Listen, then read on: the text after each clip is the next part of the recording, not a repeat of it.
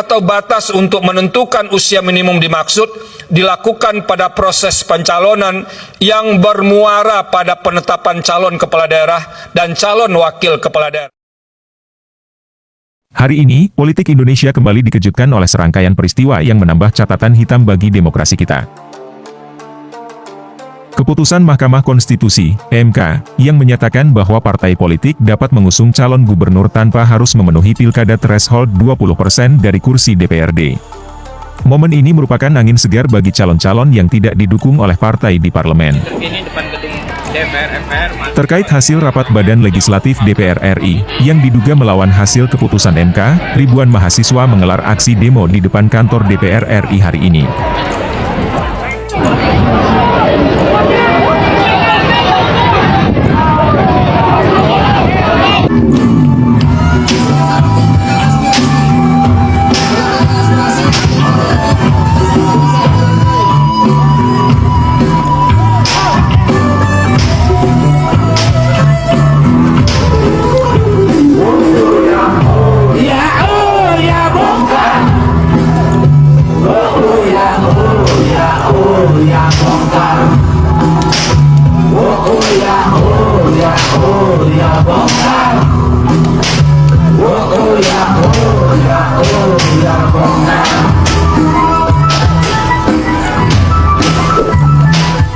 Pakai topi merah.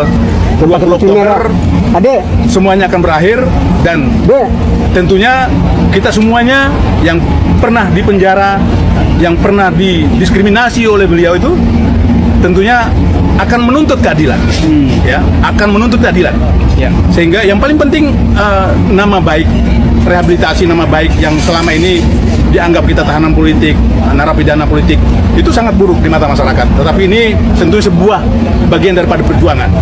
Sosok Ruslan Buton pernah viral saat mengirim surat yang isinya meminta Presiden Joko Widodo, Jokowi, mundur dari jabatannya. Mantan anggota TNI tersebut kemudian dijemput polisi dan terjerat pidana penyebaran berita bohong. Kini, Ruslan Buton kembali muncul ke publik.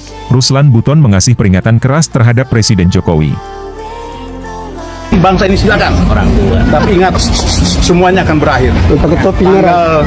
Tanggal 20 Oktober Adek, semuanya akan berakhir dan tentunya kita semuanya yang pernah dipenjara, yang pernah didiskriminasi oleh beliau itu tentunya akan menuntut keadilan, ya, akan menuntut keadilan, ya. Sehingga yang paling penting nama baik, rehabilitasi nama baik yang selama ini dianggap kita tahanan politik, narapidana politik, itu sangat buruk di mata masyarakat. Tetapi ini tentu sebuah bagian daripada perjuangan. Kami semua masuk di dalam penjara bukan kebencian terhadap bangsa dan negara, kecuali saya sendiri secara pribadi punya niat merubah warna bendera merah putih itu, baru itulah saya pembangkang. Tetapi saya sampai dengan saat ini, merah putih masih sangat tertanam di dada saya. Kasus di Papua, saya orang pertama yang mengajukan diri kepada Panglima TNI. Kalau TNI tidak mampu mengatasi, perintahkan kami yang mantan tentara untuk menumpas. Yang penting dibekali dengan perlengkapan tempur, seperti yang pernah kami pakai pada saat berdinas.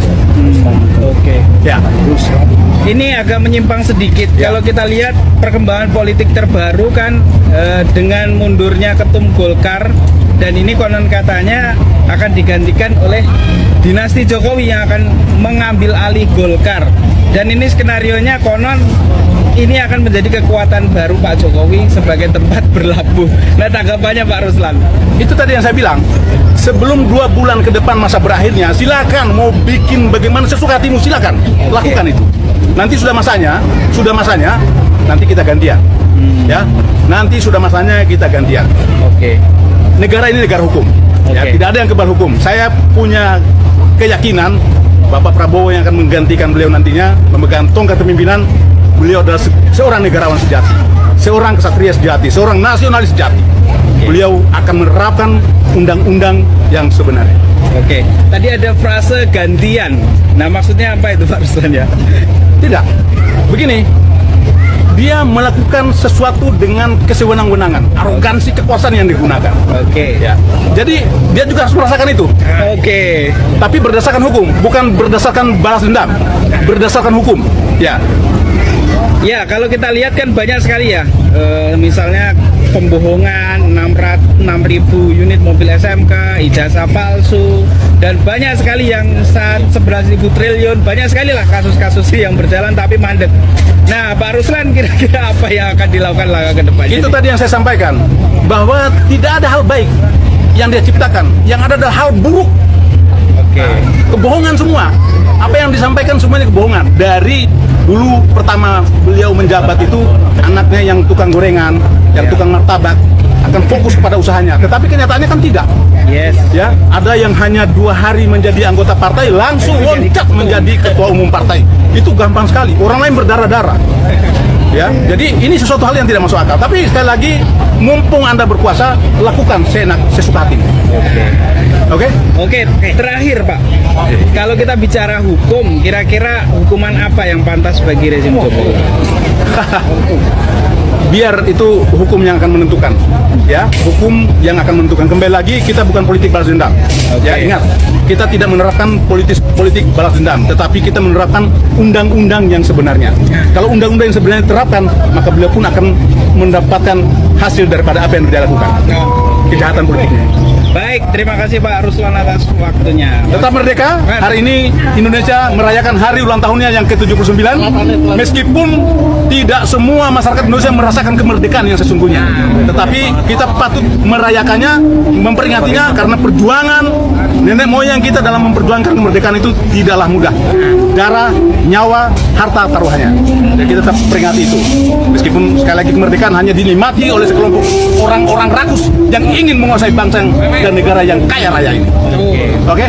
Baik, terima kasih Pak Ruslan.